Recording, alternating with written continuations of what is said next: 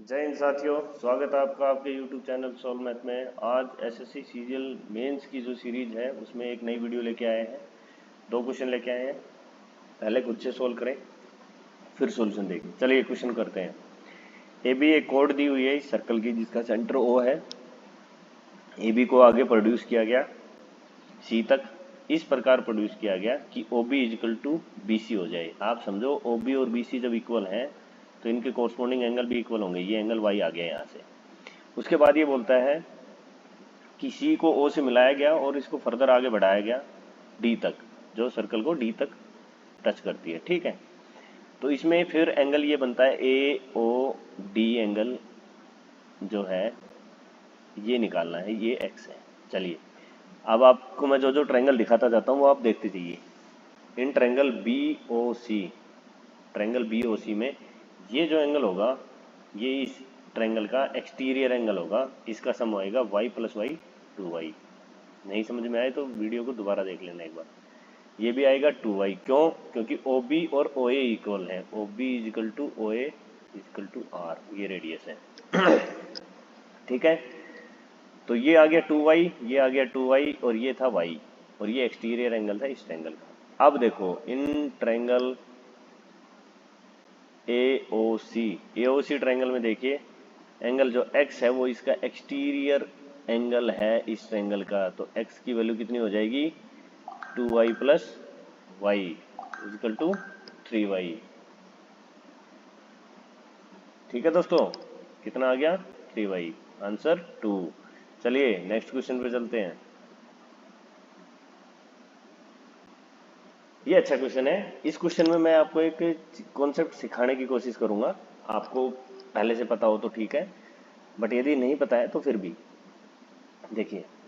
इसमें दे रखा है ये दो सर्कल हैं, ये एक दूसरे को काटते हैं और एक्स वाई इनकी जो है कॉमन कोड है। कॉमन कोड का मतलब समझ रहे हो? ठीक है, ओ एक्स जो है ये 20 दे रखी है, ये 15 दे रखी है, और जो ओ ओ डैश है ना, ओ ओ डैश ये 25 दे रखी है। आपको एक्स वाई की लेंथ निकालनी है, आप निकाल लोगे।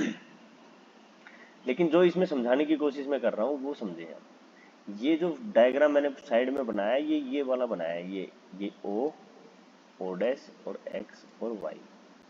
आप समझो, इस क्वेश्चन को सोल्व करने के लिए आपको कुछ नहीं करना, आपको पता होना चाहिए ये एंगल जो है ये 90 डिग्री बनेगा। ये एंगल है ये 90 डिग्री बनेगा। ये एंगल जो है ये 90 डिग्री बनेगा। क्यों? ये टेंजेंट है छोटे वाले सर्कल की। देखो छोटे वाले सर्कल की टेंजेंट है ओ एक्स और ये उसकी रेडियस है, तो रेडियस टेंजेंट पे परपेंडिकुलर होती है। पहली बार हो गया जी। ऐसे ही ये है, ये भी 90 डिग्री होगा। ठीक है जी, समझ में आ गया। ये बनता है काइट। ये काइट का स्ट्रक्चर है। काइट की प्रॉपर्टी आपको पता होनी चाहिए, उसके डायगोनल एक दूसरे को 90 डिग्री पे काटते हैं। 90 डिग्री हो गया, लेकिन छोटे वाले डायगोनल को बाइसेक्ट भी करता है। काइट की प्रॉपर्टी, यदि आपको काइट की प्रॉपर्टी पता है तो कोई दिक्कत ही नहीं है, लेकिन काइट की प्रॉपर्टी यदि नहीं भी पता है तो भी कोई दिक्कत नहीं है। आपको सिर्फ इतना करना है, ये दो ट्रायंगल है ओ ओ डैश एक्स और ओ ओ डैश वाई, ओ ओ डैश वाई, ये दोनों कॉन्ग्रुएंट है। क्यों है कॉन्ग्रुएंट? देखो ये जो एंगल होगा, देखो ओ एक्स ओ वाई के इक्वल है, O O dash Y O X के इक्वल है और ये कॉमन है, तो कॉन्ग्रुएंट होगी नहीं दोनों ट्रायंगल। कॉन्ग्रुएंट होंगी तो इनके कोरस्पॉन्डिंग एंगल भी इक्वल होंगे। भाई ये एंगल और ये एंगल तो 90 डिग्री है, ये तो इक्वल होंगे ही, क्योंकि इनके सामने तो ये है कॉमन है एक। ये एंगल इस एंगल के इक्वल होगा। क्यों होगा? एंगल इसके जो डायगोनल है, ये जो बड़े वाला डायगोनल है ये इसके वर्टेक्स एंगल को बाइसेक्ट करता है। क्यों? इसके सामने की भुजा क्या है? छोटे वाली आर, और ये है बड़े वाली आर। देखो इस डायग्राम को मैंने यहां बाहर निकाल के रखा है। तो ये एंगल के सामने भुजा इसमें, इस ट्रायंगल में इस भुजा के सामने कौन सा एंगल है? यही है। तो ये एंगल अल्फा है, तो ये भी अल्फा होगा। दूसरी बात, अब ये एंगल जो है इसके सामने बड़ी वाली आर है, तो ये बीटा है, तो ये भी बीटा होगा। आप समझ रहे हैं? मैं कह रहा हूं ये अल्फा है तो ये भी अल्फा होगा, और ये बीटा है तो ये भी बीटा होगा। अब देखो ये अल्फा, ये एंगल, ये इतना इतना, जैसे मैंने इसको मिलाया तो ये जो एंगल होगा और ये जो एंगल होगा ये इक्वल होंगे, क्योंकि देखो दोनों की कोरस्पोंडिंग साइड रेडियस है, ये 15 ये 15, तो ये ए और ये भी ए, और ये 20 ये 20, तो ये बी और ये भी बी। आप समझो, मैं इतना इतना होच-पोच इसलिए कर रहा हूँ, आप समझने की कोशिश करो। मैं आपको ये समझाना चाह रहा हूँ कि ये एंगल मेरे को 90 डिग्री निकालना था। ये कैसे निकलेगा? इस ट्रायंगल में देखो, इस ट्रायंगल में, इस पॉइंट को आई मान लेता हूँ मैं, और ये था हमारा एक्स। एक्स आई ओ ट्रायंगल में, इस ट्रायंगल में देखो एक्स आई और ओ, एक्स आई ओ ट्रायंगल में, इस ट्रायंगल में ये क्या है? ए, ये क्या है? बी, बीटा, ए प्लस बीटा, ठीक है, ए प्लस बीटा।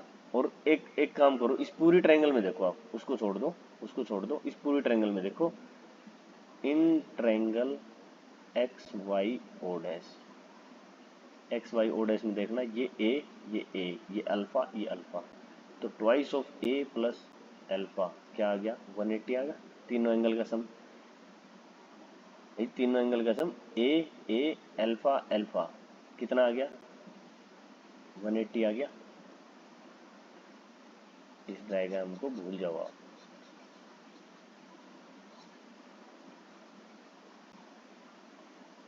ठीक है, क्या आ गया? ए अल्फा अल्फा, तो ए प्लस अल्फा कितना आ गया? 90 डिग्री। देखो ए प्लस अल्फा 90, तो ये कितना आ जाएगा? 90, ये भी 90। बस इतना समझाना था मेरे को, और इस क्वेश्चन में और कुछ है ही नहीं। अब क्या करेंगे हम? दो ट्रायंगल बन गई, ये ट्रायंगल ले लो आप, ओ डैश एक्स, एरिया क्या निकलेगा? 1/2, 20 इंटू 15, और दूसरा यदि मैं इस परपेंडिकुलर को लेता हूं तो 1/2, 25 इंटू ये हाफ ऑफ ए हो गया ना, ये आई मान लेता हूं मैं, एक्स आई, ठीक है। ये परपेंडिकुलर जो है इसका, हमें एक्स आई की वैल्यू निकालनी है। हाफ से हाफ कैंसिल आउट हो गया, 5 3 15, 5 25, 5 चौके 20, तो 12 आ गई एक्स। एक्स आई की वैल्यू कितनी आ गई हमारी? 12। इतनी आई 12, ये पूरी कंप्लीट इसकी डबल हो जाएगी, कितनी आ जाएगी? तो एक्स वाई की वैल्यू कितनी आ जाएगी? Twice of. ठीक है दोस्तों, ये बस मेरे को इसमें आपको ये कॉन्सेप्ट समझाना था, इसलिए मैंने थोड़ा सा वीडियो को लंबा कर दिया। Thanks for watching.